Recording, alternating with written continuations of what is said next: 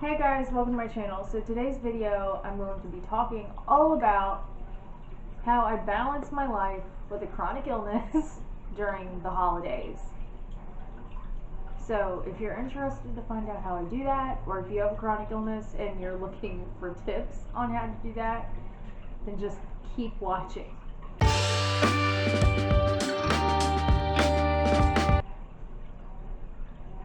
Okay, so if you are new here, I'm Jamie.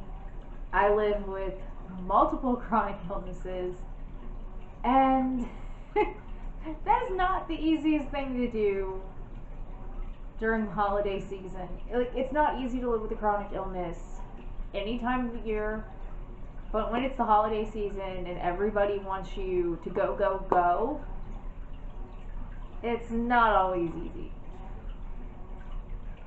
So today I'm going to share with you 5 ways that I balance my life with a chronic illness during the holidays. Okay, so my number one thing is to keep track of your plans. It does not matter what you're doing, just make sure you keep track of it.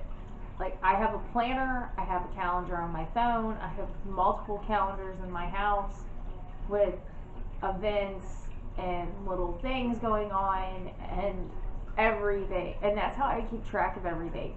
It seems like a lot, but when you brain fog like I do, trust me, you need multiple reminders and multiple ways to keep track of the things. Number 2 goes along with number 1, which is make plans that you can take part in. Trust me, it's not always easy to go to events when you have chronic illness. Like, I have POTS, so standing for a while is not going to work for me. So I have to kind of figure out, okay, I want to do this and I want to do this, but how do I do this?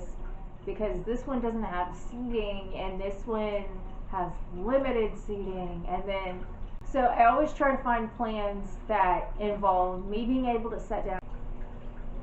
So when I make my plans, I have to find something that has seating, and I also try to avoid events that are centered around food, like big giant meals, because of my GI issues and everything. So yeah, it's not always easy finding events and all that, especially when everybody wants to do cookie parties or giant holiday get-togethers and all that.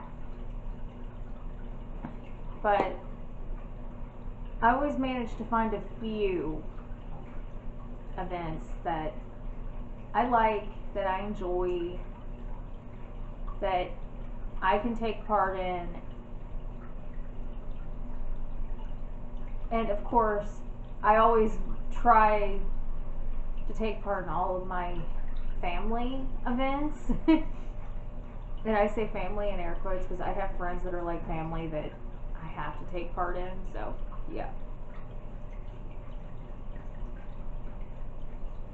But like, I like to do the Christmas lights, like sit in the car, go through little Christmas light setups and do all that, drive around and look at Christmas lights, because that's easy. I can make a drink, and if I want, and I don't mean an alcoholic drink, and I can get in the car and we can go look at Christmas lights, and that's fun, and it doesn't completely tax me out. The next thing is keep stuff simple. Like, I love to decorate, but you don't have to go completely overboard. If it's not going to work with you and it's going to tax you out and put you into a flare, there is no point in you doing that to yourself just to decorate for Christmas. If you need new decor, you don't have to go to the store and do it. Get online, shop online. There's nothing wrong with anything that helps you and makes it simpler for you to do it. Number 4 is delegate task.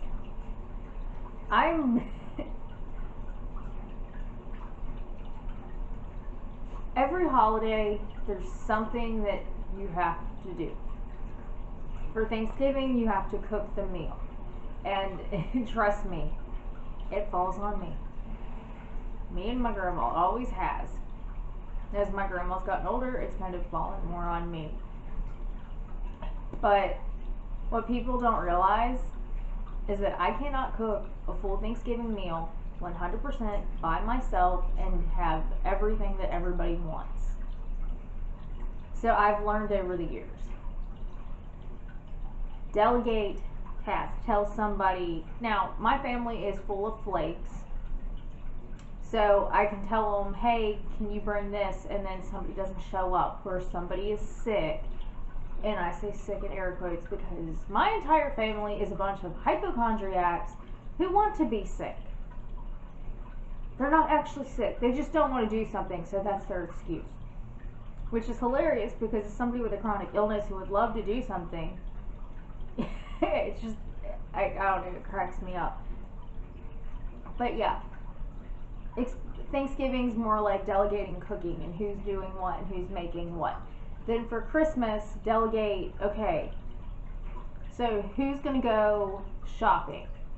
And if we don't go shopping and we do it online, if we have to pick it up, who's going to go pick it up?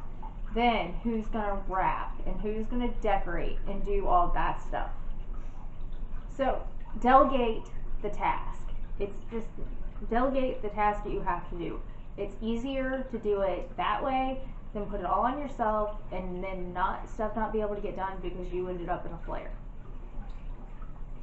Number 5, and the 5th and final tip, is to set aside time for yourself and allow yourself time to rest. I am not going to kill myself to have a perfect Hallmark or Pinterest holiday. I am going to make it. It's going to be happy, and it's going to be special, and it's going to be stuff that I love and everybody else loves, and it's going to be something that we always remember. But I'm not going to kill myself to do that. So I am going to allow myself time to take a break and time to rest.